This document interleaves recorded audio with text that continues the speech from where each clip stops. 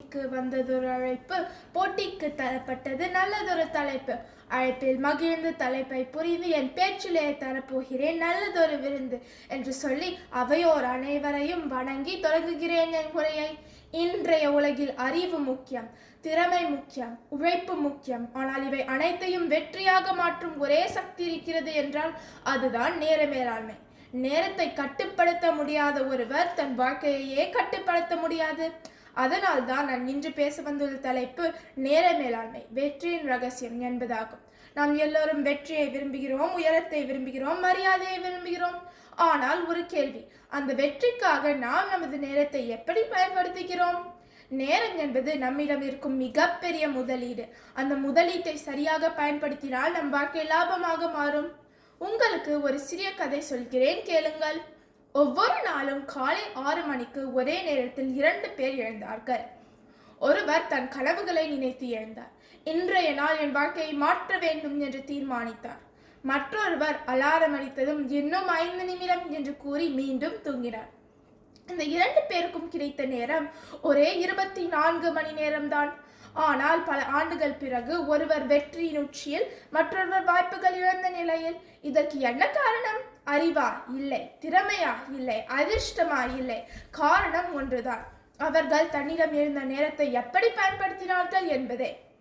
நேரம் என்பது நம்மிடம் இருக்கும் கடவுள் நமக்கு கொடுத்த மிக விலை உயர்ந்த பரிசு. அந்த பரிசை வீணாக்கினால் வாழ்க்கை வெறுமையாக மாறும், அதை நிர்வகித்தால் வாழ்க்கை வெற்றியாக மாறும். இப்பொழுது நேர மேலாண்மை திறன்கள் சிலவற்றை பார்க்கலாம். இந்த நிமிடம், இந்த நொடி இன்று போனால் நாளை வருமா? வராது அல்ல. அதுதான் நேர மேலாண்மையின் திறன். நீங்கள் எவ்வளவு பெரிய லெஜெண்டாக வேணாலும் இருக்கலாம், ஆனால் உங்களுக்கு நேர மேலாண்மை திறன்கள் தெரியவில்லை என்றால் நீங்கள் 0. நான் சொல்கிற 4 செயல்களை கடைபிடித்து எதை எதை முதலில் செய்ய வேண்டும், எதை பிறகு செய்ய வேண்டும் என்ற திட்டம் உங்களிடம் இருந்தால் நீங்கள் தான் மாஸ்டர். 1. முக்கியமும் அவசியமும். 2. முக்கியம் ஆனால் அவசியம் இல்லை. 3. அவசியம் ஆனால் முக்கியம் இல்லை. 4. முக்கியமும் இல்லை, அவசியமும் இல்லை. நேர மேலாண்மை என்பது ஒரு திறன் மட்டுமல்ல, அது ஒரு வாழ்க்கை மனப்பாங்கு. ஒருவர் எப்படி நேரத்தை பயன்படுத்துகிறார் என்று பார்த்தாலே அவரின் எதிர்காலம் எப்படி இருக்கும் என்று சொல்லிவிடலாம். கடிகாரம் காட்டும் நேரம் அல்ல, மனம் காட்டும் நேரமே வாழ்க்கையை தீர்மானிக்கும். நாம் நேரத்தை தவறாக பயன்படுத்துகிறோம் என்பதற்கு முதலாவது காரணம் ஒத்திவைத்தல்.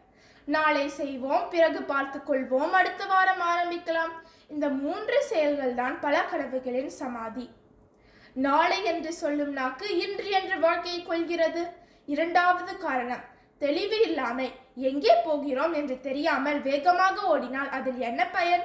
கூகுள் மேப்ஸ் இல்லாமல் பயணம் செய்தால் பெட்ரோல் போகும், ஆனால் இலக்கை அடைய மாட்டோம். அதே மாதிரி இலக்கு இல்லாத வாழ்க்கையில் நேரம் போகும், வெற்றி வராது.